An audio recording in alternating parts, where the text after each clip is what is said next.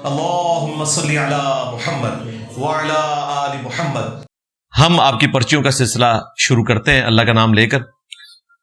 میرے نانا نے وفات کے وقت وصیت کی تھی کہ میری قبر پر دربار بنایا جائے، تو ان کی وفات کے وقت ان کے بیٹوں نے ان کی قبر پر ڈھول بجائے اور پیسے بھی پھینکے۔ دربار تو کوئی نہیں بنایا آپ نے، جو کام انہوں نے کہا تھا وہ آپ نے نہیں کیا، ڈھول مارے، پیسے پھینکے، یہ بھی غلط ہے، دربار بنانا بھی غلط ہے۔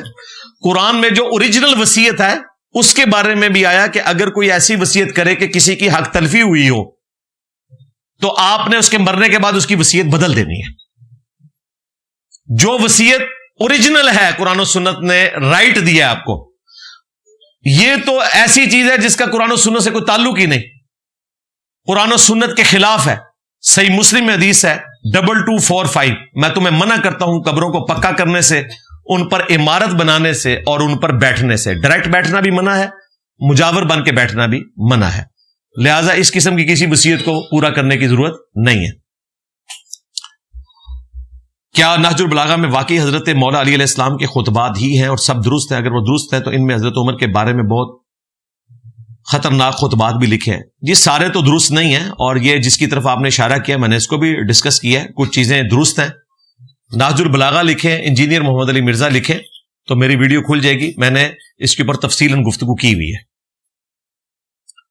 ناصبی مولا علی علیہ السلام پر بہتان لگاتے ہیں کہ مولا علی کے سامنے مالک اشتر اور دیگر صحابہ حضرت عثمان پر سب کرتے تھے اور مولا علی اس پر خاموش۔ یہ حدیث کا نمبر نہیں لکھا اس میں، ابھی حدیث کا نمبر نہیں لیا آپ نے ان سے، وہ تاریخ میں لکھا ہے نا انہوں نے، جن کا کچا چٹھا کھل گیا تھا بخاری مسلم میں کہ ان کے بڑوں نے مولا علی پہ لعنت کروائی، تو انہوں نے کہا کہ اچھا اس کو دبانے کے لیے ہم تاریخ میں نا یہ ڈال دیتے ہیں کہ مولا علی بھی کرواتے تھے۔ بالکل جھوٹ ہے، کوئی ایسی بات موجود نہیں ہے۔ اس کے الٹ ملتا ہے المستدرک للحاکم میں کہ جنگ صفین کے موقع پر، اور یہ خطبہ نہج البلاغہ میں شیعہ کے ہاں بھی ہے، سنیوں کے ہاں بھی ہے، ان کے ساتھیوں نے جب مخالفین کے اوپر لعنت کرنی شروع کی تو مولا علی نے روک دیا، کہا کہ علمی طریقے سے ان کی غلطی ان پر واضح کرو تاکہ یہ حق سے بہکے ہوئے لوگ حق کی طرف واپس آ جائیں۔ مولا علی کا تو روکنا ثابت ہے، یہ لوگ تو کروایا کرتے تھے، اور میری کافی ساری ویڈیوز اس کے اوپر گواہ ہیں، کربلا والا ریسرچ پیپر اینڈ پہ آپ کو مل بھی جائے گا انشاءاللہ۔ صحیح مسلم میں لکھا ہے کہ حضرت عمر نے اپنے دور خلافت میں نکاح متع پر پابندی لگائی تھی، اس کا مطلب ہے کہ حضرت ابوبکر کے دور میں یہ جاری تھا، انڈیویجول لیول کے اوپر جاری تھا نا، ظاہر ہے اس وقت کوئی یوٹیوب چینل نہیں تھا، ہر بندے تک بات نہیں پہنچی ہوئی تھی، اس طرح کے کئی مسائل ہیں جو لوگوں کو بعد میں پتہ چلے ہیں۔ یہ تو چھوڑ دیں، حضرت ابو ہریرہ کے بارے میں آتا ہے بخاری مسلم میں، انہیں نبی اسلام کی وفات کے 30 سال کے بعد 30 ایئرز کے بعد یہ پتا چلا کہ کم از کم 30 سال، اس سے زیادہ بھی ہو سکتے ہیں، کیونکہ اس میں آتا ہے کہ مروان اس وقت مدینے کا گورنر تھا، تو مروان جو مدینے کا گورنر ہے وہ حضرت معاویہ کے دور میں ہے اور خلافت راشدہ کے بعد کا ذکر ہے۔ انہیں اس وقت یہ پتا چلا کہ جس شخص کے اوپر غسل فرض ہو وہ روزہ رکھ سکتا ہے، غسل بے شک بعد میں اتارے، فجر کا وقت داخل ہونے کے بعد بھی اتار سکتا ہے، لیکن وہ فتویٰ دیتے تھے کہ جو جنبی ہے وہ روزہ نہیں رکھ سکتا۔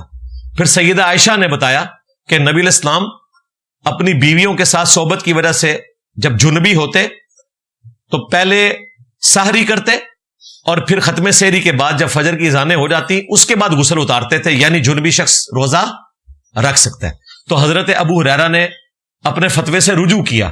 اگر حضرت ابو ہریرہ کو 30 سال بعد پتا چلا ہے کہ صحیح مسئلہ یہ ہے تو کسی بڑے سے بڑے امام کو غلطی لگ سکتی ہے۔ آپ نے کہا حضرت عمر نکاح متع سے روکتے تھے، باقیوں کو نہیں پتا چلا، خود حضرت عمر کو بھی کئی باتیں نہیں پتا چلی۔ بخاری مسلم میں حدیث ہے، حسان ابن ثابت جب مسجد نبوی میں نعت یا اشعار پڑھ رہے تھے، حضرت عمر نے یوں کر کے دیکھا، انہوں نے کہا اس طرح نہ دیکھ، تم سے بہتر شخصیت مسجد میں ہوتی تھی، میں ان کو بھی اشعار سناتا تھا، محمد رسول اللہ صلی اللہ علیہ وآلہ وسلم۔ حضرت عمر نے کہا کہ اپنا گواہ پیش کرو، تو انہوں نے کہا یہ ابو ہریرہ بیٹھے ہیں۔ ابو ہریرہ نے گواہی دی کہ امیر المومنین میں گواہی دیتا ہوں کہ نہ صرف حضرت حسان نعت اشعار پڑھتے تھے بلکہ نبی علیہ السلام نے ان کے لیے دعا کی کہ اللہ روح قدس کے ذریعے حسان کی مدد فرما جس طرح تو نے عیسیٰ ابن مریم کی مدد کی تھی۔ وَأَيَّدْنَاهُ بِرُوحِ الْقُدُسِ، بس یہ بات سنی حضرت عمر وہاں سے چلے گئے۔ آج ہمارے بچے کو پتا ہے کہ حسان بن ثابت نعت پڑھتے تھے، حضرت عمر کو نہیں پتا تھا. اب آپ کہیں گے ان کو کیسے نہیں پتا چلا؟ بھائی اس وقت کمیونیکیشن نہیں تھی، بعد میں پتا چل گیا ان کو. کوئی پریشانی والی بات نہیں ہے. اگر آپ کے بزرگوں کو نہیں پتا چلا کہ نماز کا طریقہ رفع الیدین سے لکھا ہے بخاری مسلم میں، تو کوئی پریشانی والی بات نہیں ہے. ہن پتا لگ گیا، جب ہن شروع کر دیو. تیرے ہوتے جنم لیا ہوتا، رفع الیدین پھر بھی نہیں سی تو کرنا. حدیث کی پہلی کتاب الصحیفہ الصادقہ حدیث کے خزانے میں کیوں موجود نہیں؟ آپ اس کے ریفرنس استعمال کیوں نہیں کرتے؟ میں ہی تو کرتا ہوں. اس کی ساری حدیثیں بخاری مسلم میں. الصحیفہ الصادقہ یہ چھوٹی سی کتاب ہے، پرنٹ ہوئی ہوئی ہے. اس کی ساری حدیثیں بخاری مسلم میں ہیں، اور جو یہ پرنٹ ہوئی ہوئی ہے پاکستان میں ایک اہل حدیث عالم نے اس کے اوپر ورکنگ کی، اور انہوں نے نیچے بخاری مسلم کے نمبر بھی لکھتی ہیں. اس طریقے سے تو الموطا امام مالک بھی کتب ستہ میں نہیں ہے، لیکن اس کی احادیث کور ہے آلموسٹ کتب ستہ کے اندر. تو وہ چھوٹی سی کتاب ہے نا، اس لیے اس کو اس طریقے سے نہیں لیا گیا، ورنہ حدیثیں ساری موجود ہیں. اگر اللہ نے جنات جیسی باشعور مخلوق پیدا کر دی تھی جس نے امتحان سے گزر کر جنت اور دوزخ میں جانا ہے، تو انسان کو کیوں پیدا کیا؟ آپ کو پوچھ کے پیدا کرنا تھا؟ یہ تو اللہ کی مرضی. یہ تو اسی طریقے سے ہے کہ آپ کہیں کہ اگر اللہ تعالیٰ نے مرغا اور مرغی پیدا کر دیے تھے تو بطخ کیوں پیدا کی؟ اگر اللہ تعالیٰ نے کبوتر پیدا کر دیے تھے تو چیل کوے کیوں پیدا کیے؟ بھئی اللہ کی مرضی. لا یسأل عما یفعل وہم یسألون. اللہ کو کوئی نہیں پوچھ سکتا کہ اس نے یہ کام کیوں کیا، اللہ سب کو پوچھے گا. میں نماز پڑھتا ہوں لیکن نماز کے بعد مجھے لگتا ہے کہ میری نماز قبول نہیں ہوئی. یہ کیسے لگتا ہے جی؟ ہمیں بھی کوئی طریقہ بتائیں. یہ تو بڑا اچھا کوئی فارمولا آپ کے ہاتھ لگ گیا ہے. کیسے فیل ہوتا ہے وہ قبول نہیں؟ کوئی سگنل آتا ہے؟ بھائی نہ قبولیت کا سگنل آئے گا اور نہ غیر مقبولیت کا سگنل آئے گا. اصل بات یہ ہے کہ جو شخص اپنی دنیاوی مصروفیات میں سے ٹائم نکال کے مسجد میں آ گیا، اس کی نماز قبول ہے. ہاں اللہ نے اسے توفیق دی ہے. ہاں اس میں بہتری کی کوشش کرتا رہے، سنت کے مطابق نماز پڑھنے کی کوشش کرے، نماز کی غلطیاں دور کرے، اور اللہ تعالیٰ سے اچھے کی امید رکھے. والد صاحب 20 سال بعد سعودی عرب سے گھر آئے. میرے لیے وہ ایک اجنبی کی حیثیت رکھتے ہیں. میری والدہ نے زندگی میں بہت مشکلات اٹھائی ہیں. ہمارا خرچ بند ہو گیا کچھ عرصہ. ان سب باتوں کو مد نظر رکھتے ہوئے میں ان سے کیسے شفقت کروں؟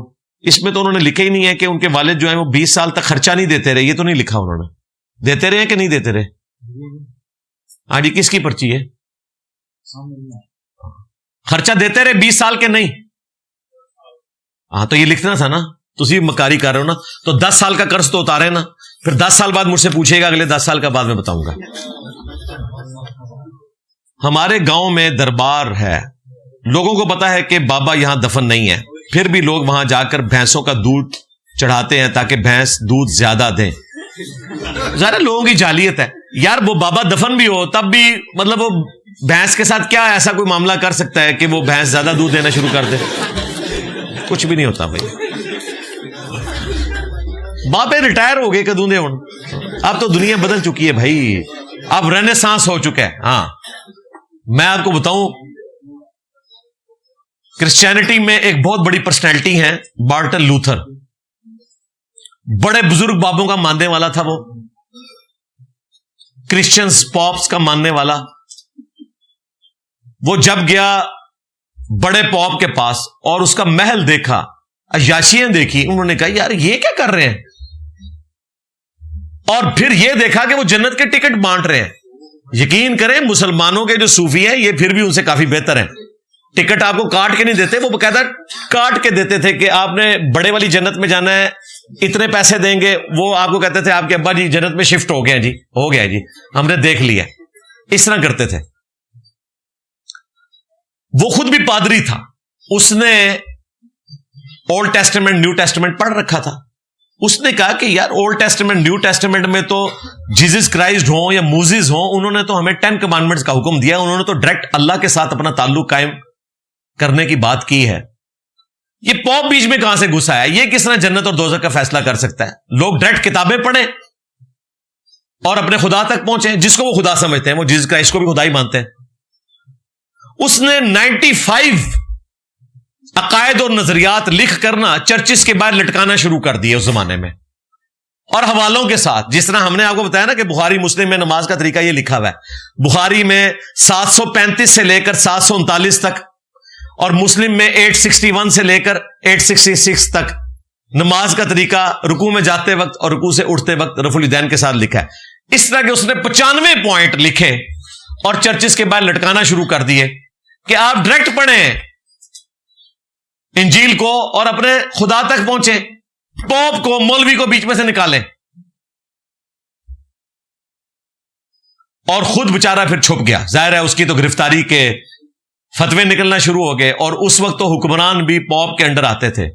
چھپ چھپ کے اس نے زندگی گزاری، لیکن جہاں بھی گیا اس نے یہ پرنٹنگ کر کر کے لوگ پھر پڑھنا شروع ہو گئے کہ یار واقعی یہ لکھا ہوا ہے، ہم جا کے کاؤنٹر چیک کریں. کرتے کرتے ان کی خوش نصیبی یہ تھی کہ ان کے بزرگوں کو بہت پہلے خیال آ گیا کہ وہ انجیل کی ٹرانسلیشن ان کی نیٹو لینگویج میں کریں. ہمارے بزرگوں کو تو نہیں ہے، صوفیوں نے تو قرآن کا ترجمہ نہیں کیا. یہاں پہ اپنی کتابیں فارسی میں لکھتے رہے کشور ماجو، قرآن کا ترجمہ نہیں کیا، بخاری مسلم کا نہیں کیا. لیکن ان کے جو پادری تھے وہ انہوں نے کم از کم ترجمے لوکل لینگویجز میں کر دیے تھے. لوگوں نے پڑھنا شروع کیا. انہوں نے کہا واقعی اس طرح کون کسی کی جنت دوزخ کا فیصلہ کر سکتا ہے، اور پیسے دے کے جنت کون لے سکتا ہے. آہستہ آہستہ کرتے کرتے جناب اللہ سے چرچ بننے شروع ہو گئے. اور آج حالت یہ ہے کہ یو کے، امریکہ، جرمنی اور دنیا میں اچھا خاصا حصہ ایک بندے کی وجہ سے، مارٹن لوتھر، پروٹیسٹنٹ ہیں. وہ کیتھولک سے الگ ہوئے، جو پوپ کو نہیں مانتے، اور وہ بکش کرسچنز ہیں جس کو وہ صحیح سمجھتے ہیں. لیکن بہرحال یہ بہت بڑی اس کی کامیابی تھی کہ ڈائریکٹ اس نے کتابوں کے ساتھ جوڑ دیا. تو اللہ کا شکر ہے کہ اس کو بہتر فارم میں ہمارے پلیٹ فارم سے کیا گیا کہ یہاں پہ بھی اتنے پوپ پیدا ہوئے تھے، تو ایک یہاں پہ بھی کوئی مارٹن لوتھر چاہیے تھا جو واقعی اوریجنل توحید کے ساتھ تعارف کرواتا. اس نے تو چلے اپنی وہ ٹیمپرڈ فارم میں. ہماری تو خوش نصیبی ہے کہ ہماری کتاب ٹیمپرڈ نہیں ہے. انا نحن نزلنا الذکر وانا لہ لحافظون، یہ بالکل صحیح حالت میں ہے. اس کی تفسیر صحیح الاسناد حدیث میں بھی بالکل محفوظ ہے. تو یہ کام کیا، اللہ کا شکر ہے. اب بہت تبدیلی آ چکی ہے. علی بھائی بریلویوں نے مسجد کے باہر لکھا ہوا ہے کہ ادھر باقی فرقوں کا آنا بند ہے، تو اگر میں ادھر نماز پڑھتا ہوں تو طنز کا سامنا کرنا پڑتا ہے. آپ پڑھ سکتے ہیں، انہوں نے فرقوں کا داخلہ بند لکھا. آپ تو فرقہ ہے ہی نہیں ہے. ہائے ہائے ہائے، آپ تو مسلم ہیں. ان کو کہ یہاں لکھو مسلمانوں کا آنا بند ہے. ہائے کتنے گیا دماغ. ان کا ساڑھا تو فرقہ ہے ہی نہیں. فرقے کی نشانی ہوتی ہے کہ اس کی مسجد ہوتی ہے. دکھاؤ پوری دنیا میں کوئی انجینئر صاحب کے اسٹوڈنٹس کی مسجد ہو جس کے باہر لکھا ہو کہ یہ مسجد انجینئر صاحب کے ماننے والوں کی ہے. فرقے والوں کی چندہ بک ہوتی ہے، ان کا مدرسہ ہوتا ہے. اور سب سے بڑی بات وہ کہتے ہیں کہ باقیوں کے پیچھے نماز نہیں ہوتی، ہمارے پیچھے نماز ہوتی ہے. باقیوں کو چندہ دینا حرام ہے، ہمیں دیں. ہماری تو اکیڈمی بھی کرائے پہ ہے، کوئی مسجد نہیں، کوئی چندہ بک نہیں، کوئی مدرسہ نہیں. لہٰذا ہم فرقہ نہیں. کہ آپ پریشان نہ ہو، یہ آپ کے لیے ہے ہی نہیں ہے، فرقوں والوں کے لیے. ویسے فرقوں والوں کے لیے بھی نہیں ہونی چاہیے، لیکن یہ تو اعلیٰ حضرت کر کے گئے نا. لیکن دیکھیں آپ کے استاد نے آپ کی جان ہی چھڑا دی ہے. آپ فرقوں میں ہے ہی نہیں، آپ جا سکتے ہیں. نمازوں میں اکثر سستی کرتا ہوں، جیسا کہ فجر کی نماز کے وقت سوچتا ہوں کہ بعد والی کے ساتھ ملا کر پڑھ لوں گا تو اس سے مجھے گناہ ہوگا. پھینٹی لگے گی جی آپ کی. ہاں جی. فجر اور عشاء کے بارے میں تو بخاری مسلم میں حدیث ہے، جو لوگ گھر میں بھی پڑھ لیں، اگر مجھے عورتوں اور بچوں کا خیال نہ ہو میں ان کے گھروں کو آگ لگا دوں. جماعت چھوڑنے کے اوپر، نماز چھوڑنا تو چھوڑ دیں. تو بھائی اٹھیں، الارم لگائیں. آج کل کوئی مشکل کام نہیں. بنو امیہ میں اچھے لوگوں کے بارے میں بھی بتائیں کون کون تھے. عمر بن عبدالعزیز تھے، ہاں ان کو سپورٹ کرنے والے سارے اچھے تھے. اسی طریقے سے جنگ صفین میں جو مولا علی کے ساتھ تھے وہ سارے کے سارے اچھے تھے الحمدللہ. اور سب سے بڑھ کر سیدنا عثمان بن عفان اور ہماری ماں سیدہ ام حبیبہ سلام اللہ علیہا. علی بھائی ایک ہی مسئلہ پر دو مختلف احادیث ہوں تو کس بنیاد پر حدیث کا انتخاب کریں کہ کس پر عمل کریں؟ یہ تو جنرل بات لکھی ہے، کوئی مثال لکھتے تو میں آپ کو جواب دے دیتا. ویسے محدثین نے مسئلہ حل کیا ہوا ہے. مثلا صحیح مسلم میں پہلے وہ حدیث آئی ہے کہ نبی علیہ السلام نے آگ پر پکی ہوئی چیز کھائی اور اس کے بعد وضو دوبارہ کیا. اور پھر اگلی حدیث لے کر آئے کہ نبی علیہ السلام نے فتح مکہ کے موقع کے اوپر آگ پہ پکی ہوئی چیز کھائی اور اپنے وضو کا اعادہ نہیں کیا اور ایک وضو سے کئی نمازیں پڑھی. حالانکہ پہلے حکم یہ تھا کہ ہر نماز کے لیے الگ وضو کرنا ہے, اور قرآن میں بھی اشارہ اسی کا ملتا ہے. قرآن میں ہے کہ جب تم نماز کے لیے کھڑے ہو تو وضو کر لو, اور وضو کا طریقہ بتایا گیا. جو لوگ سنت اور حدیث کو نہیں مانتے انہیں کہ قرآن سے یہ بات نکالیں کہ لکھا ہو کہ اگر تمہارا پہلے وضو ہو تو تم نے دوبارہ وضو نہیں کرنا. قرآن میں تو یہ ہے کہ جب تم نے نماز کے لیے آنا ہے تو وضو کرنا ہے, لیکن یہ سنت ہمیں بتاتی ہے کیونکہ سنت نے قرآن کی حفاظت کی ہے. سنت کے ذریعے قرآن نسل در نسل ہم تک ٹرانسفر ہوا ہے نا. تو سنت میں یہ آیا ہے کہ اگر آپ کا وضو ہے تو آپ نے دوبارہ وضو نہیں کرنا. تو اس طریقے سے پتہ چل جاتا ہے. دم کروانے سے اگر بیماری میں افاقہ ہوتا ہے تو کس طرح سے دم کیا جائے؟ آخری 3 صورتیں پڑھ کے دم کیا جائے. سورۃ الفاتحہ کا دم بھی بخاری مسلم میں ثابت ہے. صحیح بخاری میں آخری 3 صورتوں کا دم ثابت ہے. نبی اسلام اپنے اوپر خود کرتے تھے, ہاتھوں پر پھونک کے 3 دفعہ رات کو سونے سے پہلے. اور مسلم شریف میں ہے کہ آپ کے گھر والوں میں کوئی بیمار ہوتا تو آخری 3 صورتیں پڑھ کے دم کرتے تھے. اس پہ میرا کلپ بھی ہے, تفصیلی ویڈیو بھی ہے. نبی صلی اللہ علیہ وآلہ وسلم کے تعویذات, یہ اوریجنل تعویذات ہیں. تعویذ لٹکایا نہیں جاتا, یہ المعوذات ہیں, 3 پناہ دینے والی صورتیں.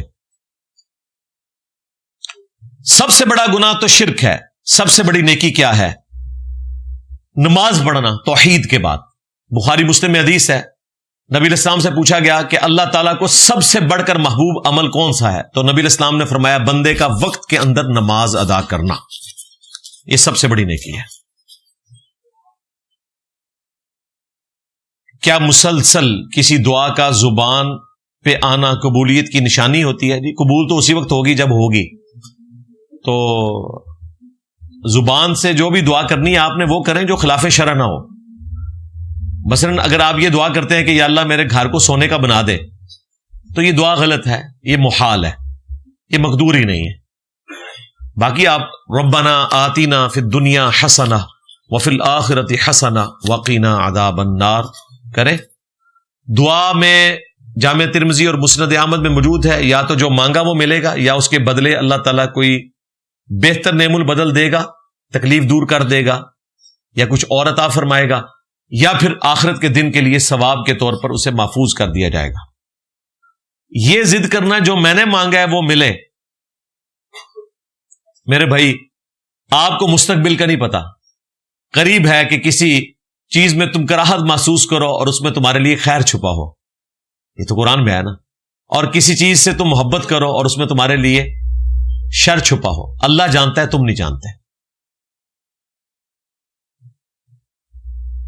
اب مجھے بتائیں, جنہوں نے میرے اوپر نظر آتی کونسل کے ذریعے زبردستی 295C لگائی تھی, وہ تو یہی سمجھ رہے تھے ہم بڑا خیر کا کام کر رہے ہیں. تو اس میں سے نکلا کیا؟ ان کے لیے تو بہت بڑا شر نکلا ہے. ایک تو میں باہر آ گیا ہوں اللہ کے فضل سے, اور دوسرا دعوت کتنی پھیل گئی ہے, باقی تو نظر ہی نہیں آندے کدھرے. تو ہمارے لیے کیا تھا کہ اس میں بظاہر شر تھا لیکن خیر چھپی ہوئی تھی. اور وہ خیر کیا تھی؟ میرے نبی سا ہے ہی کوئی نہیں, تیرے بابے تھے شے ہی کوئی نہیں. اگر کوئی لڑکی ولی کی اجازت کے بغیر نکاح کر لے اور اسے بعد میں پتا چلے ولی کی اجازت کے بغیر نکاح باطل ہے, تو پھر وہ کیا دوبارہ نکاح کر لے, کوئی مسئلہ نہیں ہو, وہ بھول چوک معاف ہے. اس کے لیے آپ کو کوئی بہت پبلک اکٹھی کرنے کی ضرورت نہیں, 2 گواہوں کی موجودگی میں ایجاب و قبول کر لیں, اور دوبارہ سے نکاح رجسٹر کرانے کی بھی ضرورت نہیں ہے. فرقوں سے کیسے نکلا جائے؟ جی ایک طریقہ ہے کہ صبح شام ایک دفعہ آپ نے کہنا ہے میرے نبی سا ہے ہی کوئی نہیں, تیرے بابے تھے شے ہی کوئی نہیں. فرقوں سے نکل جائیں گے. فرقے بنے ہی بابوں کے نام کے اوپر ہیں, چاہے وہ اوریجنل بابے تھے, جیسے کہ امام حنیفہ, امام مالک, امام شافعی, احمد بن حنبل, لوگوں نے ان کے نام کے اوپر فرقے تو بنائے ہیں نا, ان کا قصور نہیں ہے. تو آپ فرقوں سے نکلیں گے جب نبی علیہ السلام کے ساتھ جوڑیں گے.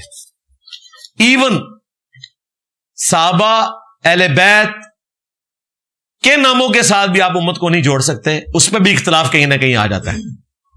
سنی جوڑیں گے حضرت ابوبکر کے اوپر, شیعہ جوڑیں گے حضرت علی کے اوپر, اگرچہ سنی بھی حضرت علی کو مانتے ہیں, لیکن جھگڑا تو پڑ جائے گا. اس لیے بہتر یہ ہے کہ اس کو مانو جس کی قبر مدینے میں ہے صلی اللہ علیہ وآلہ وسلم. اور دیکھیں صحابہ کرام کو اللہ نے اس فتنے سے محفوظ کیا. آج حنفی, شافعی, مالکی, حنبلی ہیں, لیکن آپ کو صدیقی, فاروقی, عثمانی اور الوی فرقے نہیں نظر آئیں گے. وہ ایک الوی فرقہ ہے, وہ کسی اور چکر میں ہے, ان کا مسلمانوں کے اس فرقے کے ساتھ کوئی تعلق نہیں ہے. تو صحابہ کرام کو اللہ نے ان فتنوں سے محفوظ رکھا.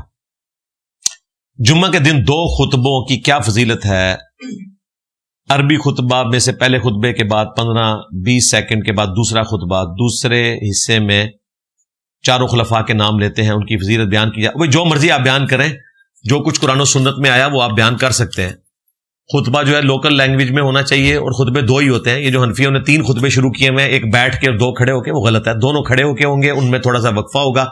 فضیلت یہ ہے کہ بخاری مسلم میں آیا کہ جو خطیب کے ممبر پر چڑھنے سے پہلے مسجد میں آ جاتا ہے تو اسی کا نام رجسٹر میں لکھا جاتا ہے. جو بہت پہلے آتا ہے, بخاری مسلم میں آیا, اس کے لیے اونٹ نہر کرنے کا ثواب. جو اس کے بعد آتا ہے گائے, اس کے بعد جو آتا ہے بکری یا بھیڑ, اور جو اس کے بعد آتا ہے اس کے لیے مرغی, اور جو بالکل اینڈ پہ آتا ہے اس کے لیے انڈا صدقہ کرنے کا ثواب. اس سے انڈے کا حلال ہونا بھی ثابت ہو گیا. فقہ حنفی کی ضرورت نہیں ہے انڈے کو حلال ثابت کرنے کے لیے, کیونکہ صدقہ حلال چیز کا ہوتا ہے. لہذا انڈا بخاری مسلم سے ثابت ہوتا ہے کہ حلال ہے. لو سامو, اگر کوئی شخص 30 سال سے لوگوں کا علاج کر رہا ہے, یعنی کلینک کر رہا ہے, اور میں بھی ان کے پاس 7 سال سے کام کر رہا ہوں, لیکن ان کے پاس کوئی ڈگری نہیں ہے, کیا کمائی حلال ہوگی یا حرام؟ اب دیکھنا ہے کہ وہ علاج کس لیول کا کر رہا ہے. اگر تو وہ علاج اس لیول کا ہے کہ جس کے لیے گورنمنٹ کی طرف سے ڈگری کی ضرورت ہے, یہ ڈگری جو ہے وہ علاج کی ریکوائرمنٹ نہیں ہے. آپ خود اپنا علاج بغیر ڈگری کے کرتے ہیں. میری وائف تو بچوں کو خود ہی دوائی دیتی ہے, ہم تو کوئی ڈاکٹر سے جا کے نہیں لیتے. اتنا ایکسپیرینس ہو چکا ہے کہ یہ ہے تو اس کو یہ دوائی دینی ہے, ڈگری کی کوئی ضرورت نہیں ہے. لیکن کچھ گورنمنٹ کے قوانین ہیں جن کو آپ نے فالو کرنا ہے. آج اگر گورنمنٹ کہہ دے کہ اگر کوئی شخص صحیح کمپیٹنسی رکھتا ہے اور وہ صحیح دوائی دیتا ہے, جس طرح کہ اے آئی دے رہا ہے, آپ کے ڈاکٹر غلط دوائیاں لکھتے ہیں, اے آئی آپ کو صحیح بات بتا دیتا ہے. آپ زخم کی تصویر کھینچیں, وہ آپ کو بتا دیتا ہے کہ آپ کا زخم جو ہے وہ اتنا ٹھیک ہو چکا ہے, اس کے لیے فلاں دوائی لیں, اور آپ نے ٹانکے اتنے دن بعد کھول لیں. بعض کا ڈاکٹر غلط بتا رہے ہوتے ہیں. تو اس کا تعلق جو ہے وہ قانون کے ساتھ ہے. قانوناً اگر وہ اتھرائز نہیں ہے تو پھر یہ کام نہیں کیا جائے گا. تو بہتر یہ ہے کہ اگر قانوناً اس قسم کا کلینک کھولنے کی اجازت نہیں ہے تو آپ ایسے کلینک کو نہ کھولیں اور نہ وہاں پر جاب کریں. اس کا تعلق دوائی دینے یا نہ دینے کے ساتھ نہیں ہے, یہ ذہن میں رکھیے گا. ہمارے تو گھر میں بڑی بوڑھیاں جو ہیں وہ آج بھی دیسی ادویات دیتی ہیں اور آرام آ جاتا ہے. آپ کو نزلہ زکام کا مسئلہ ہے, گلا خراب ہے, تو وہ سب کو نسخے پتہ ہیں, حکیمانہ دوائیاں موجود ہیں. اس کے لیے حکمت کی ڈگری نہیں ہے ہماری دادیوں نانیوں کے پاس, ان کے پاس تجربہ ہے. تو اب یہ وہ ڈگری والی انہوں نے نا جناب مثال رکھی تھی, آپ نے فیل ہو گئی ہے. دسو ایک کہتے مولوی نے کیا ہے اپنی اما نو کہ منو پھکی نہیں دینی کیونکہ تیرے کو ڈگری نہیں حکمت دی. لو سامو نویں گل لے جاؤ, بغیر ڈگری دے اپنے ماں پیو دیاں دوائیاں کھاندے رہو, تو ڈگری منگی تو انجینئر کو ڈگری منگ دیو. میرا نبی سا ہے ہی کوئی نہیں, تیرے بابے تھے شاہی کوئی نہیں. اور ڈگری کی اوقات یہ ہے کہ بریلویوں کی جو ڈگری ہے دیوبندیوں کے نزدیک فارغ ہے, بلکہ بریلویوں کا مفتی اعظم دیوبندیوں کے نزدیک مشرک اعظم ہے, عام دیوبندی کے نزدیک, اور عام بریلوی کے نزدیک دیوبندیوں کا مفتی اعظم گستاخ رسول ہے. ختم ہو گیا, ٹوٹل اوقات ڈگری دی ہے. میں بحرین میں کام کرتا ہوں اور وہاں پر تقریباً شیعہ فرقہ کی مساجد ہیں. حکومت جو ہے وہ سنیوں کی ہے اور وہ جماعت نہیں کرواتے, سب اپنی اپنی نماز ادا کرتے ہیں. مجھے جماعت کا ثواب ملے گا؟ ویسے حیران کن بات ہے, کیوں نہیں جماعت کرواتے؟ امام مسجد رکھنے کی گورنمنٹ نے اجازت دی ہوئی, یہ کیا ہے؟ یہ تو ان کی حکومت سے رابطہ کریں, یہاں پہ جماعت کیوں نہیں کرواتے؟ ہو سکتا ہے جماعت کرواتے ہوں, آپ لیٹ پہنچتے ہوں, ہاں یہ بھی ہو سکتا ہے. یہ ذرا وہیں سے پوچھیں بھائی, جماعت ہوتی ہے کیونکہ یہ ان کا کوئی مسئلہ نہیں ہے کہ آپ نے جماعت نہیں کروانی, وہ تو جماعت کا اہتمام کرتے ہیں. وہ تو امام کعبہ کے پیچھے بھی پڑھ لیتے ہیں, بریلوی نہیں پڑھتے امام کعبہ کے پیچھے, شیعہ تو امام کعبہ کے پیچھے بھی پڑھتے ہیں. بیکنگ گڈز کو رائز کے لیے یسٹ کی وجہ سے فرمنٹیشن ہوتی ہے اور الکوہل بنتی ہے, کچھ ٹریسز تو رہ ہی جاتے ہیں. او یار چھوڑ دیں, ٹریسز کبھی بھی الکوہل کے رہ ہی نہیں سکتے کیونکہ الکوہل تو فوراً اڑ جاتی ہے. یہ فرمنٹیشن کے بعد جو فائنل پروڈکٹ آپ کے سامنے آئی ہے نا, وہ تو بالکل حلال ہے. کل کو آپ کہیں گے جی بیکٹیریا کی وجہ سے دہی بنتا ہے تو یہ بھی ہو گیا, اس طرح نہیں ہوتا بھائی, الکوہل اڑ جاتی ہے. والد صاحب کا انتقال ہو گیا ہے, انا للہ و انا الیہ راجعون. گھر والے ہر جمعرات قبرستان جانے کا بولتے ہیں، اس بارے میں وضاحت کریں. آپ روزانہ جایا کریں بھائی، قبر پہ تو جانا چاہیے، آخرت کی یاد آتی ہے، صحیح مسلم میں حدیث ہے. جمعرات کے ساتھ اس کا تعلق نہیں ہے، تو قبروں پہ جائیں اور گھر سے بیٹھ کے بھی دعا کریں تو دعا قبول ہے. رب ارحمہما کما ربیانی صغیرا، یہ دعا کریں، نماز میں کریں. میت کو سپارہ پڑھ کر مل کرنا جائز ہے، کیا اس کا ثواب میت کو پہنچتا ہے؟ آپ کو بھی پتہ نہیں پہنچتا ہے کہ نہیں پہنچتا. اگر آپ نے قرآن صحیح طریقے سے نہیں پڑھا ہوا، میت کو تو چھوڑ دیں. میت کو ایصال ثواب کرنے کے 10 طریقے ہیں، اس پہ میری ویڈیو ریکارڈ ہے، ایصال ثواب کے 10 طریقے، وہ آپ دیکھ لیں. دعائیں مغفرت کریں گے، صدقہ خیرات کریں گے، قرآن پڑھ کے پہنچانے والی بات نہیں. اور نہ وہ جو بکنگ کرواتے ہیں 300 روپے کا قرآن، 500 روپے کا قرآن. جیلوں میں تو میرا خیال 500 روپے ریٹ چل رہا ہے، پتہ نہیں آپ کے علاقے کا کیا ہے، ادھر سے پتہ کریں. اس طرح کچھ نہیں ہوتا. نمازوں کو جمع کرنا اور اس کو معمول بنا لینا کیا ٹھیک ہے؟ جی اگر آپ کی ضرورت ہے معمول بنائیں. پہلے کون سی نماز پڑھیں گے؟ اگر نماز کھڑی ہو گئی ہے، اگر نماز ظہر کی کھڑی بھی ہوئی ہے تو ظہر کی پڑھیں گے. اگر عصر کی کھڑی ہے اور آپ نے ظہر نہیں پڑھی ہوئی تو پہلے ظہر کی پڑھ لیں، ترتیب قائم رکھیں اور بعد میں عصر کی نماز پڑھ لیں. معمول صرف وہ شخص بنائے گا جس کی جینون کوئی اس طرح کی مجبوری ہے. یہ جو کہا گیا نا کہ بغیر خوف کے، بغیر بارش کے، بغیر سفر کے، تو اس کے بعد یہ نہیں لکھا کہ ہمیشہ آپ نے نمازیں جمع کی، چند موقعوں پہ کی. چند موقعوں پہ بغیر وجہ کے بھی کر سکتے ہیں، اور اگر وجہ ہو تو ہمیشہ کر سکتے ہیں. سفر میں آپ نے ہمیشہ کی ہے. میں نے کئی دفعہ بتایا کہ پرائم منسٹر ہے، آرمی چیف ہے، چیف جسٹس ہے، جس کی میٹنگز اتنی زیادہ ہیں، اسے اگر ٹائم نہیں ملتا تو نمازوں کو جمع کرے. لیکن یہ نہیں ہے کہ وہ نمازیں جمع کر رہا ہو اور بعد میں دودھ پتی جو ہے وہ آدھے گھنٹے میں پی رہا ہو، پھر نہیں نماز جمع کر سکتا. سب مسلمان ہیں اور مسلمانوں میں ہی گمراہ بھی ہیں، تو جو گمراہ نہیں انہیں کیسے پتہ چلے گا دجال کا؟ پتہ چل جائے گا جناب.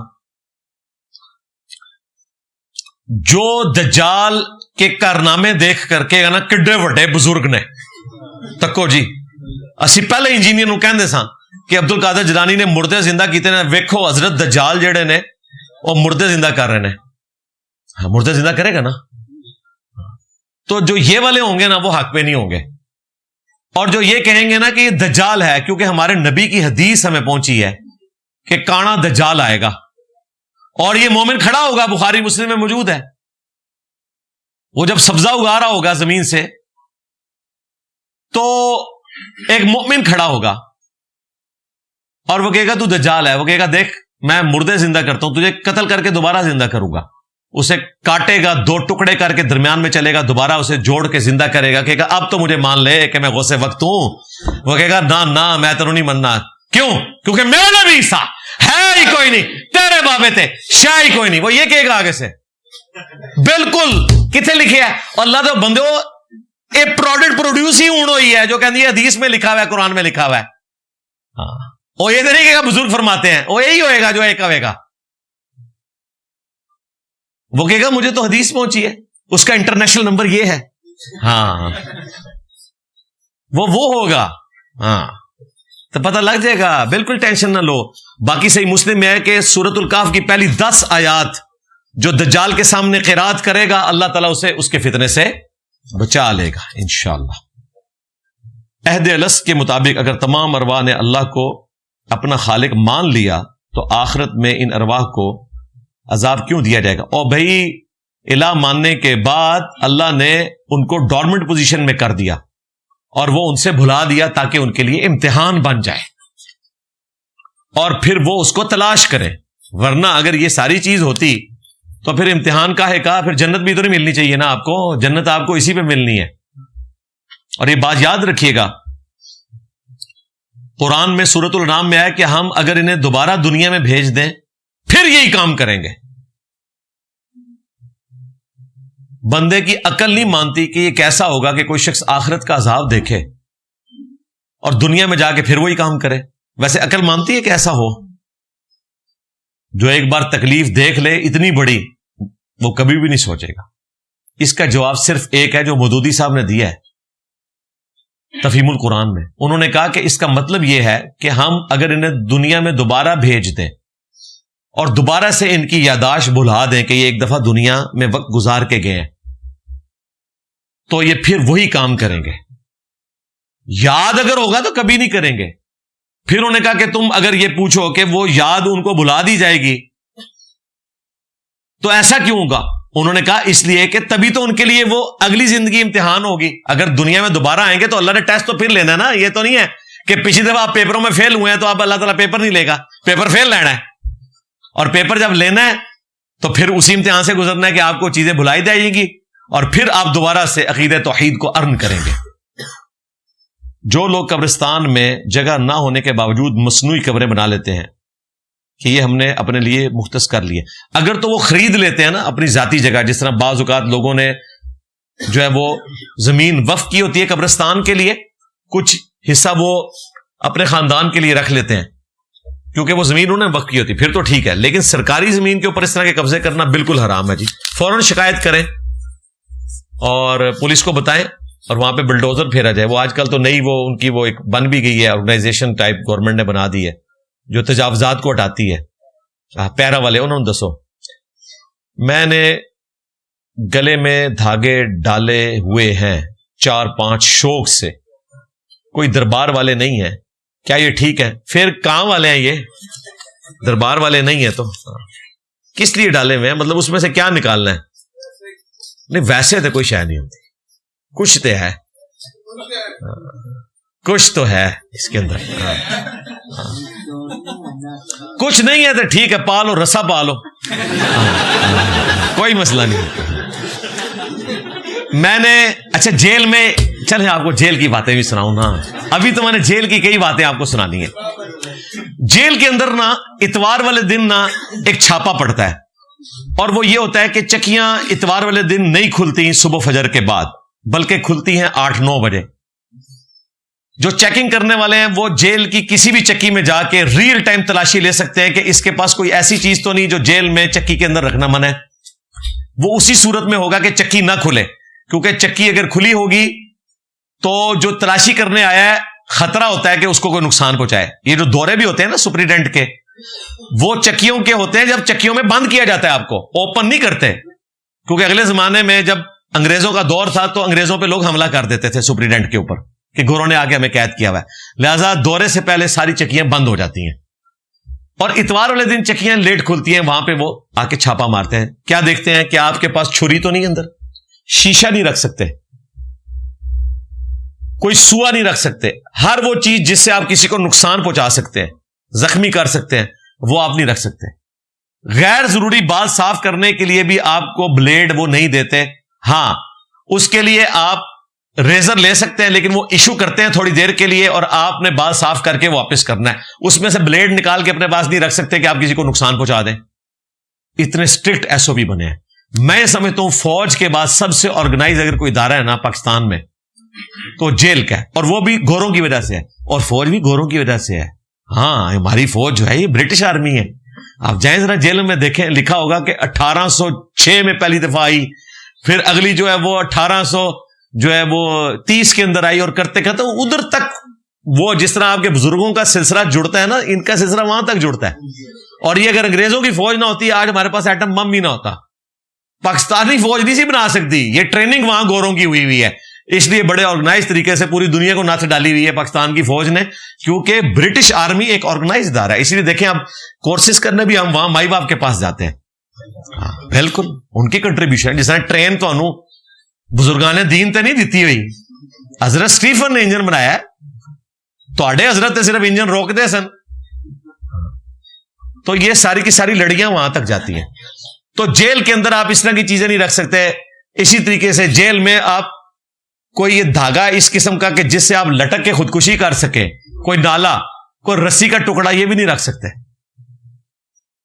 جیل کی چکیوں کی چھت 16 فٹ ہوتی ہے اور پنکھا 15 فٹ پہ لگا ہوتا ہے, صرف 1 فٹ نیچے, تاکہ اگر کوئی شخص خودکشی کی کوشش بھی کرے ادھر اوپر پہنچ ہی نہ سکے.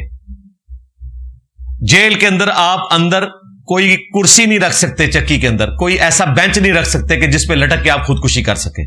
جیل کے اندر کوئی بجلی کی تار ننگی نہیں ہو سکتی کہ کوئی شخص اس کو پکڑ کے خودکشی کر لے. اتنا چیزوں کا انہوں نے خیال رکھا ہوتا ہے. تو یہ بڑا آرگنائز ادارہ ہے. لہذا جب تک آپ جیل میں نہیں ہیں اور دھاگے اپنے گلے میں لٹکانا چاہتے ہیں تو لٹکا لیں. آن لائن رشتہ تلاش کرنے والی ایپلیکیشن پر لڑکے لڑکیوں کی پروفائل دیکھنا جائز ہے؟ ایپ پر لڑکیوں کی نمایاں تصاویر موجود ہوتی، نہ یہ کام نہ کریں. وہ جناب تصویریں ہیں، جب آپ رشتہ کرنے جائیں گے آنٹیاں نکلیں گی اور ادھر انکل نکل آئیں گے. پروفائل کے لیے آپ نے بوتھی کیوں دیکھنی ہے؟ پروفائل کے لیے آپ وہ چیزیں دیکھیں جو آپ کی بنیادی ریکوائرمنٹ ہے. میں بتاتا ہوں کیسے. آپ دیکھیں گے اپنا خاندان، تعلیم، علاقہ، یہی چیزیں دیکھنی ہیں. اس کے بعد شکل دیکھ لیں، یعنی جو اس کرائٹیری کو پاس کرے اس کی شکل دیکھ لیں، باقیوں کی شکل بھی دیکھنے کی ضرورت نہیں ہے. یہ تو نہیں کہ شکل دیکھ کے آپ نے اس کو گھر تک چھوڑ کے آنا ہے، پہلی نگاہ معاف ہے. تو یہ کام نہ کریں. گپا نہ مارو آپس ہی جو بولے وہ منہ چوابی.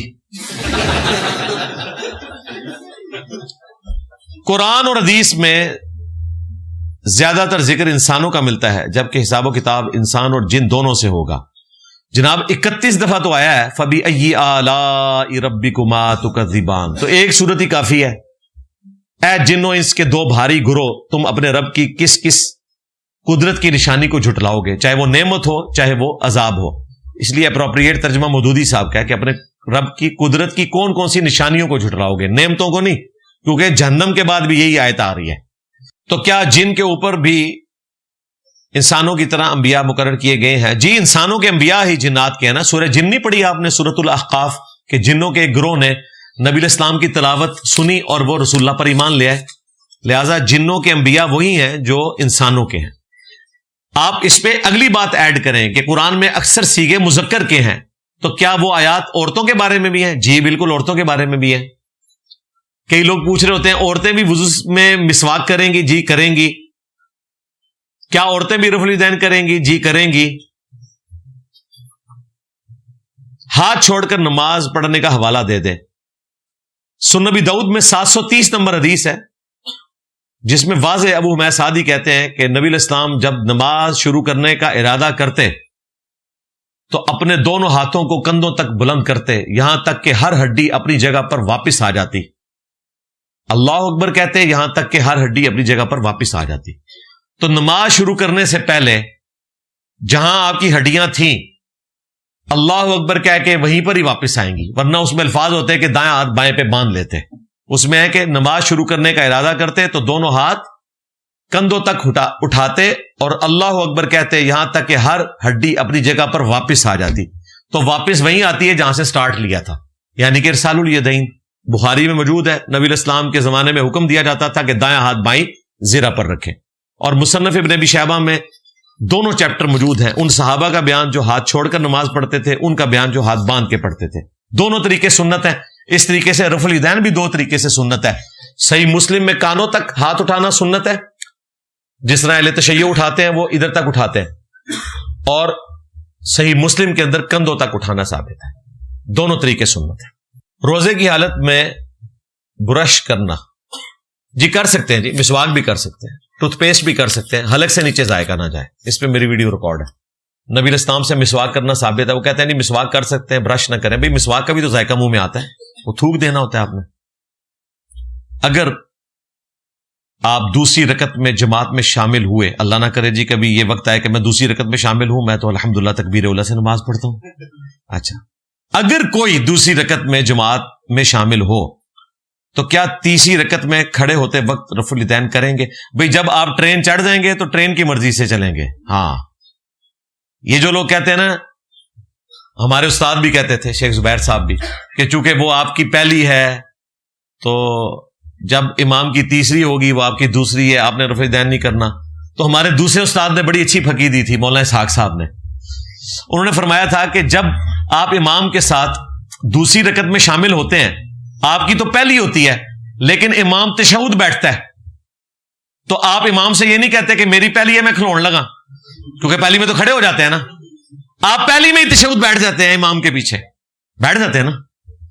تو اب جب امام تیسری کے لیے کھڑا ہو رہا ہے، اگرچہ وہ آپ کی دوسری ہے بغیر رفع الیدین والی، لیکن چونکہ امام کی وہ تیسری ہے لہذا آپ گاڑی چڑھ گئے، اب آپ رفع الیدین ہی کریں گے. ٹھیک ہو گیا؟ کھڑ کھڑ چھڑ دیو تو منہ جوابی اے نا سچی مجھے ٹوٹ جائے. ہاں علی بھائی تقلید کب شروع ہوئی؟ شاہ ولی اللہ دہلوی نے لکھا ہے 4 صدی ہجری میں شروع ہوئی، اس سے پہلے کوئی تقلید نہیں کرتا تھا، قرآن و سنت کو لوگ فالو کرتے تھے۔ تقلید بھی اگر قرآن و سنت کے مطابق کی جائے نا کہ صحیح حدیث ملتے ہی امام کا قول چھوڑ دیا جائے تو ایسی تقلید پہ قربان ہم، لیکن ایسی تقلید ڈھونڈنے سے ملتی ہی نہیں ہے نا، کیونکہ تقلید کے ساتھ یہی نوست جڑی ہوئی ہے۔ تقلید ایک نٹوریس ورڈ ہے، ہم تو رسول اللہ کے بھی مقلد نہیں ہیں، ہم رسول اللہ کے متبع سنت ہیں، اندھے بن کے رسول اللہ کے پیچھے بھی نہیں چل رہے۔ قرآن میں آیا کہ اے نبی تم فرماؤ میں اور میرے ساتھی پوری بصیرت کے ساتھ اس دین پہ چل رہے ہیں، تو ہم نبی الاسلام کے پیچھے آنکھیں کھول کے چل رہے ہیں، اگرچہ ہمارا امام وہ ہے کہ اس کے پیچھے آنکھیں بند کر کے بھی چلیں، وہ ہمیں جنت کے راستے پہ لے کے چل رہا ہے، لیکن ہمارے نبی نے ہمیں یہ کہا ہے کہ میرے پیچھے بھی آنکھیں کھول کے چلنا ہے، یعنی پوری دلائل کے ساتھ چیز کو سمجھ کے اس دین کو قبول کرو۔ سر میری 2 بیویاں ہیں اور مجھے بلیک میل کرتی ہیں۔ جی 2 بیویوں کا انجام یہی ہوتا ہے، کسی نہ کسی بات پر مجھے اسلامی قرآن و سنت کے مطابق رہنمائی کریں۔ رہنمائی یہ کہ صبر ہی کرو، ہاں اس تو علاوہ ادھر کوئی علاج نہیں ہے۔ رہنمائی تو آپ کی بیویوں کی ہونی چاہیے نا، کہ انہیں بتایا جائے کہ اپنے خامند کو تنگ نہ کریں، وہ تو کریں گی۔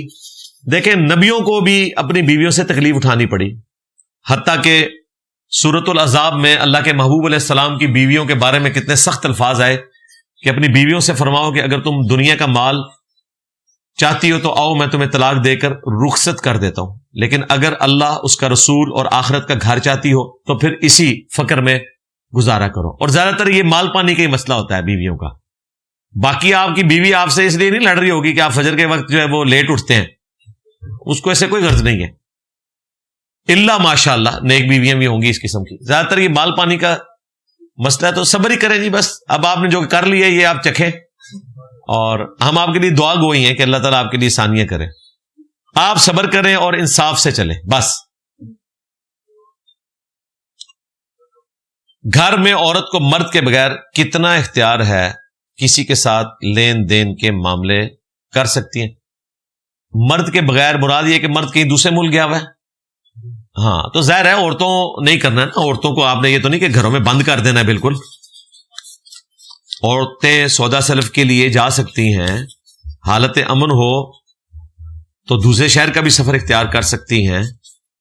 یہ تو ایک اس فتنے کو ایڈریس کرنے کے لیے کہا گیا کہ بغیر محرم کے سفر نہ کریں، اور اپنے شہر کے اندر تو سفر ہوتا بھی نہیں، سفر تو ظاہر ہے 20 کلومیٹر اس سے آن ورڈ ہوتا ہے، اور وہ بھی اس ماڈرن دور میں ہم اس حدیث کو بنیاد سمجھتے ہیں جو بخاری کی ہے کہ ایک وقت آئے گا اتنا امن ہوگا کہ اکیلی عورت عراق سے ہیرا نامی شہر سے چلے گی زیورات کی لدی ہوئی، اور وہ کعبے کا طواف کر کے واپس چلی جائے گی، اللہ کے سوا اسے کسی کا خوف نہیں ہوگا۔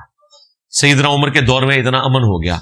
یہ اصل ہے اس بات کی کہ حالت امن ہو تو عورت بغیر محرم کے بھی سفر کر سکتی ہے ایک شہر سے دوسرے شہر کا۔ مثلا اگر کوئی بچی لاہور پڑھتی ہے اور وہ رہائشی ہے پنڈی کی، تو پنڈی سے اس کا بھائی یا اس کا باپ اسے ٹرین میں بٹھاتے ہیں، اور وہاں ریلوے اسٹیشن پہ وہ اتر کے یونیورسٹی کی بس میں یونیورسٹی چلی جاتی ہے، اور اسی طریقے سے واپسی پر ٹرین کی بکنگ کرواتی ہے، یونیورسٹی کی بس میں اسٹیشن پہ آتی ہے، اور اسٹیشن سے ٹرین میں بیٹھ کے پنڈی اسٹیشن پہ آتی ہے، یہاں اس کو کوئی ریسیو کر لیتا ہے، یا یہاں سے اس کے پاس کوئی فیسلٹی موجود ہے آن لائن تو کوئی مسئلہ نہیں ہے۔ اور خصوصاً جب سے یہ ہماری اب چیف منسٹر آئی ہیں ایک فیمیل، تو انہوں نے تو یقین کریں کہ مردوں کی لائف ونریبل کر دی ہے، یقین کریں ڈر لگتا ہے۔ میں تو خیر ویسے ہی سفر نہیں کرتا، جتنے سخت قوانین آئے ہیں کہ اس میں تو اگر غلطی سے بھی اگر کوئی ہاتھ لگ گیا کسی عورت کو تو مرد گیا۔ یہ آپ ٹی وی پہ خبریں سنتے ہیں، آپ کو پتہ نہیں کہ بعد میں کیا ہوتا ہے۔ میں ڈیالہ ہی میں تھا، مجھے ایک بندے نے جو ڈیوٹی پہ تھا مجھے کہتا ہے جی سر وہ عثمان مرزا صاحب نے آپ کے لیے سلام بھیجا ہے، اتنی فریگنس کے ساتھ اس نے کہا۔ میں نے کہا جی کون عثمان مرزا؟ جی انہوں نے کہا تھا کہ انجینئر صاحب کو میرا سلام کہہ دیں، میں اسٹوڈنٹ ہوں ان کا۔ میں نے کہا ہوں گے، اللہ تعالیٰ ان کے ساتھ خیر کا معاملہ کرے، میں نہیں جانتا۔ کہتے جی آپ نہیں جانتے ان کو؟ وہ آپ کو یاد نہیں ہے وہ 6-7 سال پہلے ایک خبر آئی تھی ٹی وی پہ، وہ آپ نے بھی دیکھی ہوگی کہ پنڈی کے ایک بندے نے 2 لڑکی لڑکا کو برنا حالت میں ان کی ویڈیو بنائی تھی، ان کو غلط کام کے اوپر مجبور کیا تھا، پھر ان کی وہ ویڈیو بنائی ننگی حالت میں، اور پھر ان کو مارا پیٹا بھی. ٹی وی چینلز پہ صرف اتنی وہ ویڈیو چلائی گئی تھی جس میں وہ ایک لڑکی لڑکا کو سامنے بٹھا کے ان کو مار پیٹ رہا ہے، وہ ایک موٹا سا ڈان پنڈی کا جس کے تھوڑے بال بھی تھے. یہ ویڈیو رکھی ہوئی ہے. پتہ ہے اس کو کتنی سزا ہوئی ہے؟ 32 سال. جی، پاکستان کے قانون میں اگر آپ نے کسی کی ننگی حالت میں تصویر کھینچ لی یا ویڈیو بنا لی، 25 سال قید ناقابل ضمانت جرم ہے، جب تک کہ وہ بندہ معاف نہ کر دے. اگر وہ بندہ نہ معاف کرے، سپریم کورٹ بھی آپ کی بیل نہیں لے گا. 295C کی بیل ہو جاتی ہے سپریم کورٹ میں جا کے، ساروں کی ہوئی ہے. آج تک 295C کبھی بھی سپریم کورٹ سے فارغ نہیں ہوئی. الٹیمیٹلی بیل ہو جاتی ہے کیونکہ ہیومن رائٹس کا کافی دباؤ ہے ان کے اوپر. لیکن اس کام کی سپریم کورٹ بھی بیل نہیں لیتا. تو اس نے کہا جی وہ 25 سال اور 7 سال ہوئی ہے تشدد کرنے کی، 32 سال قید، کروڑوں روپیہ لگا چکا ہے، وہ معافی نہیں کر رہے لڑکی لڑکا. یہ میں نے آپ کو ایک واقعہ بتایا. وہ جو ظاہر جعفر آپ نے سنا تھا، وہ جس نور مقدم کیس والا، وہ بھی اڈیالہ میں ہی ہے. جتنی آپ ٹی وی پہ خبریں دیتے ہیں نا، میں تو ہر روز ہی ایک بندہ بلا، میں کہا اچھا یہ بھی تھی ہے. ہاں جی، وہ انے سال واسطے ہے جی، انہوں سزائے موت ہوئی ہے جی، وہ اتنے ہے جی، سارے ادھر بیٹھ. وہ سینٹرل جیل ہے نا، اٹک سے لے کے جیلم تک پورے پنڈی کی سینٹرل جیل اڈیالہ ہے. دیکھیں یہ دن بھی آنے تھے کہ ہم نے جیلیں یہاں بیٹھ کے ڈسکس کرنی تھی. تو اس لیے ڈر جائیں. بالکل اسلام کی روح سے تو ہے. سلسلہ حدیث سیاح میں شیخ البانی اس حدیث کو لے کے آئے، المعجم الکبیر طبرانی میں موجود ہے کہ اگر کوئی شخص کسی نامحرم کو ہاتھ لگائے، اس سے بہتر ہے کہ اس کے سر میں لوہے کی کیل ٹھونک دی جائے. یعنی کسی کے سر میں لوہے کی کیل ٹھونکی جائے، یہ تکلیف کم ہے. کسی نامحرم کو ہاتھ لگانا شہوت کے ساتھ، اس کا عذاب اس سے زیادہ سخت ہے. اور اب تو پاکستان کے قانون میں بھی بہت سخت ہے. غلطی سے بھی ہاتھ لگ گیا، ہراسمنٹ ہوگی، 7 سال کے لیے آپ اندر ہیں. بالکل دور دور ٹورو جس نانیاں تو ہاں بچ کے رہو. لہذا میں گورنمنٹ سے اپیل کروں گا کہ کیمرے زیادہ سے زیادہ لگائے جائیں تاکہ کوئی عورتیں بھی بلیک میل کرنے کی کوشش نہ کریں مردوں کو، کیونکہ وہ عورت ہی معاف کرے گی تو آپ بچیں گے، ادروائز آپ بچنے کے نہیں ہیں اگر کسی کو آپ نے ہاتھ لگا دیا. تو یہ والا خطرہ بھی لاحق ہے. لیکن دوسری طرف دیکھیں، CCD کی برکت سے حفظہ اللہ تعالی من الجنت والناس، کہ اس میں کوئی ایسی جنوں اور انسانوں والی کوئی شرارتیں نہ گھسی ہوئی ہوں. اب کتنا عرصہ ہوا ہے آپ نے پنجاب میں کوئی واقعہ سنا ہے کہ کسی قاری صاحب نے روحانی طریقے سے اپنے اسٹوڈنٹ کو فیض پہنچانے کی کوشش کی ہو میت کی چارپائی پہ؟ کوئی واقعہ سنا ہے؟ کتنے مہینے گزر گئے کیونکہ فل فرائی ہو رہے تھے، ہاتھ لگانے والے ہاف فرائی ہو رہے تھے، ان کے نیفے میں پسٹل چل رہی تھی. دیکھا نا، یہ ڈیٹرنس ہے، یہ ڈیٹرنس کی وجہ سے ہو رہا ہے. اس کا مطلب یہ ہے کہ لوگ کہتے ہیں نا پاکستانی قانون پہ نہیں چلنا چاہتے، قانون کو اوبے کروائیں، بندے کے پتر یہ بنیں گے. تو دیکھ لیں ادھر ہی ایک چیف منسٹر نے آ کے ان ساروں کو کیسا سیدھا کر دیا. اگر قانون صحیح طریقے سے اپنے معاملات کو لے کے چلے، کسی کی جرت نہیں. یہی تجاوزات تھی نا، ہٹتی نہیں تھی، لوگ قابو ہی نہیں آتے تھے. آپ دیکھیں کیسے آپ پنڈی سر جائیں دل خوش ہو جائے گا. آپ گرین بسیں چل گئی ہیں. یہ میں کوئی فضائل نہیں سنا رہا، یہ کوئی احسان نہیں کیا حکمرانوں نے، یہ ذہن میں رکھیے گا، ہمارے ٹیکسز کا پیسہ ہے. ہاں بالکل کلیئر کٹ. لیکن پہلے جو ہمیں صرف نام ہی سنایا کرتے تھے اور فضائل سنایا کرتے تھے کہ ایسے حکومت ہوتی ہے، وہ بھی تو یہ کر سکتے تھے. یہ عورت کر رہی ہے نا. ابھی مزید کام کرنے کی ضرورت ہے. صفائی کا سلسلہ شروع ہے، 1.5 لاکھ بندہ بھرتی کیا ہے، دل خوش ہو گیا. 1.5 لاکھ بندہ پنجاب میں بھرتی ہے. آپ کو پتا ہے پنجاب دنیا میں صرف 12 ملک ہیں جو پنجاب سے بڑے ہیں. باقی جو 250 ملک ہیں پنجاب سے آبادی میں چھوٹے ہیں.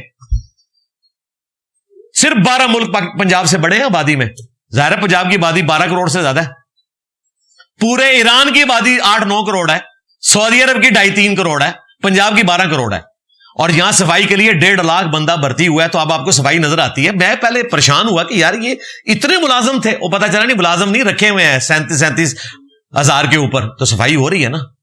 تو گورنمنٹ کا کام ہے کہ یہ فیسلٹیز دیں, لیکن ابھی ہیلتھ فیسلٹی کی یہاں پہ کمی ہے. اس میں سندھ کو ٹاپ پہ رکھتا ہوں. پنجاب سے بھی لوگ سندھ میں علاج کروانے کے لیے جاتے ہیں, انہوں نے توجہ دی ہے, یعنی میڈیکل کی فیلڈ میں سندھ میں زیادہ توجہ دی گئی ہے. تو یہ چیزیں ہونی چاہیے, ریفارمز ہونے چاہیے, اور حکومتوں کا کام ہے کہ وہ قانون کی حکمرانی کروائیں, اور جو پیسہ عوام کا ہے وہ عوام کے اوپر لگائیں, بجائے اس کے کہ اینڈ پہ وہ بجٹ اسی طریقے سے پڑا ہوتا ہے اور جناب اگلا سال آ جاتا ہے, پھر وہ سینٹرل بجٹ میں واپس چلے جاتا ہے سارا مال. تو یہ گورنمنٹ کا کام ہے کہ سب کچھ کرے. کافی سارے اور مشورے ہیں, میں وہ حکومتوں کو وقتاً فوقتاً دیتا رہتا ہوں, اور انشاءاللہ مستقبل میں دوں گا. ایک چیز تو میں نے بارہا کہی ہے کہ یہ کرنے کی ضرورت ہے کہ جتنی بھی ہاؤسنگ کالونیز ہیں جہاں پہ لوگوں نے کروڑوں کی کوٹھیاں بنائی ہیں, ان سب کی بجلی کاٹیں اور ان کو کہ آپ شفٹ ہوں سولر کے اوپر, کیونکہ سبسڈی ان کو بھی مل رہی ہے. یہ اپنی لیتھیم بیٹریاں لگائیں, رات کے وقت بھی بیٹریوں پہ شفٹ ہوں, غریبوں کو یہ بجلی لینے دیں, کیونکہ گورنمنٹ اپنی طرف سے پیسے ڈال کے وہ یونٹ کو کم کرتی ہے. گورنمنٹ کو تو یہ تیل سے بجلی مہنگی پڑتی ہے. ڈیم ہم نے ٹائم پہ بنائے نہیں ہیں. ویسے اب تو ماشاء اللہ تعالیٰ جو کچھ سال پہلے ڈیم شروع ہوئے تھے, کچھ خان صاحب کے دور میں شروع ہوئے, کچھ اس سے پہلے نون لیگ کی حکومت میں, وہ 2028 تک مکمل ہونے والے ہیں. کافی سارا یعنی بجلی کا معاملہ مستقبل میں بہتر ہو جائے گا انشاءاللہ تعالیٰ. تو سولر پلیٹوں کی طرف توجہ دیں, اور اب اتنی سستی ہو چکی ہیں, اور کوشش کریں کہ آئی پی پی سے وہ جو 2000 ارب یہ ہر دفعہ ہم سے کھا لیتے ہیں, اور قصور تو ہمارے پرانے حکمرانوں کا ہے نا, انہوں نے ایسے معاہدے کیے ہوئے, معاہدہ توڑیں گے تو وہ پہنچ جائیں گے انٹرنیشنل عدالت میں, فارغ ہو جائیں گے. تو کسی طریقے سے اس کا کوئی درمیان کا سلوشن نکالیں. بیوی کی پراپرٹی ہو اور مرد اس کی اجازت کے بغیر بیچ سکتا ہے, ہائے, یا کسی اور کو بھی دے سکتا ہے. میرے بھائی, اگر بیوی آپ کی اجازت کے بغیر اپنے ماں باپ کو دے دے آپ کا کوئی پلاٹ یا کوئی اپارٹمنٹ, تو آپ کو کیسا لگے گا؟ ویسے ان سے پوچھے تو کہیں گے جی بیوی کو وقت ہے, میری بیوی ہے نا جی, میاں بیوی کوئی ایسا نہیں, کوئی جدائی ہوندی ہے جی, او دا مال میرا مال, میرا مال او دا, پھر تے اللہ دے بندے انہوں دیو کہ اپنے بھن بھاواں نوں کھواوے. وہ جو اکثر کہتے ہیں نا کہ جی وہ ہماری بیوی کو ماں باپ کی کتنی خدمت کرنی چاہیے, کس کے ماں باپ کی؟ جی میرے. جی اتنی جتنی آپ اس کے ماں باپ کی خدمت کرتے ہیں. لو سامو, دونوں کریں نا, کچھ دو کچھ لو, تو باقی بغیر اجازت کے آپ نہیں کر سکتے. البتہ ایک چیز ہے, صحیح بخاری میں ہے, حضرت ابو سفیان رضی اللہ تعالیٰ عنہ کی بیوی نے شکایت کی رسول اللہ سے صلی اللہ علیہ وآلہ وسلم کہ ابو سفیان مجھے خرچہ پورا نہیں دیتے, تو کیا میں ان کی اجازت کے بغیر ان کے مال میں سے کچھ خرچ کر سکتی ہوں؟ تو آپ نے فرمایا ہاں, اتنا لے سکتی ہو جتنا نان و نفقہ اس کے ذمے ہے, اس سے زیادہ نہیں. یہ نہ ہو کہ یہ حدیث سن کے تو بیویاں جو ہیں وہ مردوں کی جیبیں کاٹنا شروع کر دیں, اس طرح نہیں ہے. یعنی جو بیسک نیڈ اگر کوئی خامند پوری نہ کرتا ہو تو آپ اس کی اجازت کے بغیر لے سکتے ہیں. باقی یہ کہ اس کا مال اڑانا شروع کر دیں, یا بیوی خامند کا, تو بخاری مسلم میں حدیث ہے تم میں سے ہر ایک نگہبان ہے, اس سے اس کی رعیت کے بارے میں پوچھا جائے گا. پھر آپ نے فرمایا حکمران اپنی رعایا کے اوپر ہے, حاکم, اس سے پوچھا جائے گا. ایک خامند اپنی بیوی اور بچوں کے اوپر حاکم ہے, اس سے اس کے بارے میں پوچھا جائے گا. ایک بیوی, یہ بیوی کا سوال ہوا تھا, اپنے خامند کے مال اور اولاد کے اوپر حاکم ہے, اس سے پوچھا جائے گا کہیں اس نے خیانت تو نہیں کی. تو بیوی صاحب مہربانی کریں, بلکہ بیوی صاحبہ مہربانی کریں اپنے خامند کے اوپر, اور ان کی اجازت کے بغیر ان کا کوئی مال اس طریقے سے ہڑپ کرنے کی کوشش نہ کریں. چلے میں آپ کو ایک بات بتا دیتا ہوں اس حوالے سے کہ صحیح بخاری میں ہے, اسی حدیث کے تحت یہ مسئلہ اخذ کیا گیا کہ حضرت ابن مسعود رضی اللہ تعالیٰ عنہ کی جو بیوی تھی نا, وہ امیر تھی اور آپ بہت غریب تھے. اگر کسی شخص کی بیوی امیر ہے اور اس کا خامند غریب ہے تو وہ اپنے خامند کو زکات بھی دے سکتی ہے. خامند اپنی بیوی کو زکات نہیں دے سکتا کیونکہ خامند کی رعیت میں وہ داخل ہے, خامند نے نان و نفقہ دینا ہے قرآن کی روح سے. لیکن اگر خامند غریب ہے تو بیوی امیر ہے تو اپنی زکات بھی اپنے خامند کو دے سکتی ہے. لیکن یہ نہ ہو کہ خاوند اپنی جمع پوجی جو ہے وہ فقہ حنفی کی طرح بیوی کے حوالے کرے اور کہ زکات تیرے تو لگ دی میرے تو نہیں لگ دی، اینڈ تک نکلے منوی دے دیں، یہ کام نہ ہو. ٹھیک ہے. مجھے ضمناً ایک بات یاد آ گئی کہ یہ لوگ میرے پیچھے سے پروپیگنڈا کر رہے تھے. وہ تو میں نے آپ کو بتایا نا، جب یہ ہمارا کیس کنکلوڈ ہوگا تو میں انشاءاللہ اس کے اوپر تفصیلاً گفتگو کروں گا. 20 ریفرنسز کرسچنس کی بک سے رکھوں گا، 15 مسلمانوں کی کتابوں سے، اور میں پوری انجین نہیں کروں گا. لیکن ابھی مجھے اس سے ضمناً یاد آیا، یہ کہتے ہیں جی انجینئر صاحب کہتے ہیں کہ اہل کتاب کی عورتوں کے ساتھ نکاح جائز ہے چاہے وہ گستاخ رسول بھی ہوں. تو گستاخ کے ساتھ تو نکاح نہیں ہو سکتا، لہٰذا انجینئر گستاخی کو پروموٹ کر رہا ہے. دیکھو کیسے دور کی بات لاتے ہیں. تو ان کو میں پہلے پھکی دوں گا کہ بریلویوں کے نزدیک دیوبندی گستاخ رسول ہیں، لہذا کسی بریلوی کا دیوبندی عورت کے ساتھ نکاح درست نہیں ہے. تو بلاسفیمی کو تو بریلوی بھی پھر پروموٹ کر رہے ہیں اگر کوئی بریلوی کسی دیوبندی لڑکی کے ساتھ جا کے شادی کر لیتا ہے. لو سامو اہل کتاب کو تو چھوڑ دو، کیا مطلقاً اعلی حضرت دیوبندیوں کو اور وہابیوں کو گستاخ رسول نہیں مانتے؟ تو پھر بریلویوں تم یہ کہا کرو کہ صرف اہل کتاب کا مسئلہ نہیں ہے، ہم مسلمانوں میں بھی ہمارے سوا جتنے فرقے ہیں نا وہ سارے گستاخ رسول ہیں اور ان کی عورتوں کے ساتھ نکاح درست نہیں ہے. کم ٹورو گے کیونکہ آپ گستاخ رسول ان کو مانتے ہیں. میں تو قائل ہوں کہ کوئی بھی مسلمان ہے، اہل قبلہ اہل کلمہ ہے، بریلوی دیوبندی اہل حدیث شیعہ، چاہے اس کے عقائد میں کتنی بھی خرابی ہو، جب وہ اللہ رسول یوم آخرت کو مان رہا ہے، ختم نبوت کو مان رہا ہے، قرآن کو مان رہا ہے، چاہے اس کے عقیدے میں شرک پایا جاتا ہو یا کہیں عقیدے کے اندر کوئی خامی پائی جاتی ہو نبی الاسلام کے حوالے سے. جس طرح بریلویوں کے نزدیک تو یہ ہے کہ جو نبی الاسلام کے لیے وہ والا علم غیب نہ مانے کہ جو وہ کہتے ہیں. ایک تو علم غیب ہے جو ماننا ہمارے ایمان کا حصہ ہے کہ اللہ تعالیٰ اپنے نبی کو غیبی خبریں دیتا ہے. ایک وہ ہے جو وہ کہتے ہیں، تو وہ کہتے ہیں گستاخ رسول ہے. جو حاضر و ناظر نہ مانے وہ گستاخ رسول ہے. جو انسان مانے وہ گستاخ رسول ہے، وہ کہتے ہیں وہ نور ہے. ہمارے نزدیک جو نبی الاسلام کے بشر ہونے کا انکار کرتے ہیں وہ گستاخ رسول ہے، کیونکہ نبی الاسلام کا بشر ہونا یہ آپ کی افضلیت ہے. کیونکہ نور نے بشر کو سجدہ کیا ہوا ہے، میرے باپ کو جبرائیل نے سجدہ کیا ہوا ہے. اب مجھے بتائیں کہ مٹی افضل ہے یا نور افضل ہے؟ انسان، یہ اللہ کا نور مراد نہیں، اللہ کی مخلوق نور کی میں بات کر رہا ہوں، جو فرشتے ہیں. اللہ نور السماوات والارض، وہ علیحدہ سے ایک چیز ہے. تو ان سے پوچھیں کہ تمہارے نزدیک تو آپس میں بھی نکاح نہیں ہوتا، لہذا اہل کتاب کی عورتیں جو ہمارے پیغمبر کو پیغمبر نہیں مانتی، یا جوز ہوں وہ حضرت عیسیٰ کو پیغمبر نہیں مانتے، ان کو گالیاں دیتے ہیں اور ان کے لیے نازیبا الفاظ استعمال کرتے ہیں، اس کے باوجود چونکہ وہ اللہ کو مانتے ہیں، آسمانی پیغمبر کے ماننے والے ہیں، اپنی گمراہیوں کے باوجود قرآن نے اجازت دی ہے کہ اہل کتاب کی عورتوں کے ساتھ نکاح کرنا درست ہے.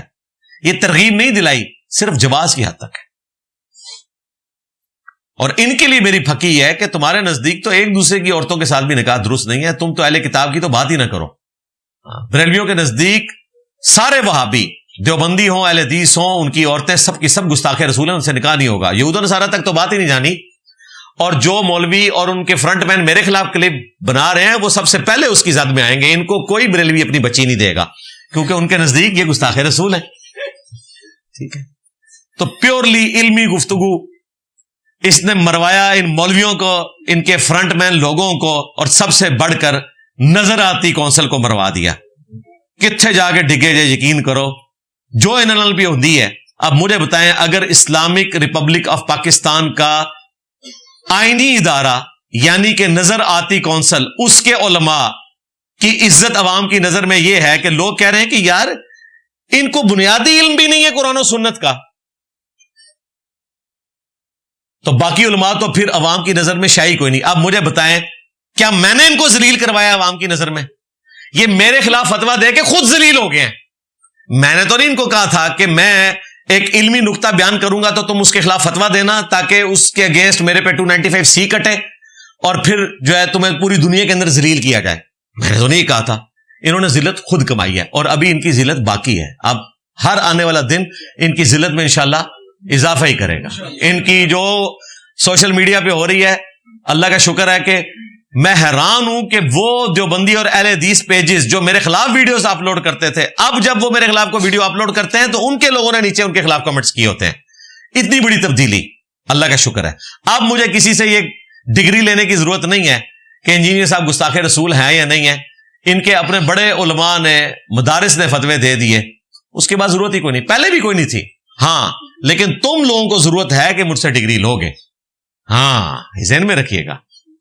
ختم نبوت کے ساتھ مخلص وہی ہوگا جو صرف قادیانیوں کے اوپر اکتفا نہیں کرے گا، بلکہ جن جن بزرگوں نے اپنے ناموں کے کلمے پڑھائے ان کو بھی اسی طریقے سے کنڈیم کرے گا. اور انشاءاللہ عنقریب آپ دیکھیں گے بریلویوں میں ایک بہت بڑا طبقہ سامنے آئے گا، اور میں ان کو میڈیا پہ لے کے آ رہا ہوں انشاءاللہ تعالی.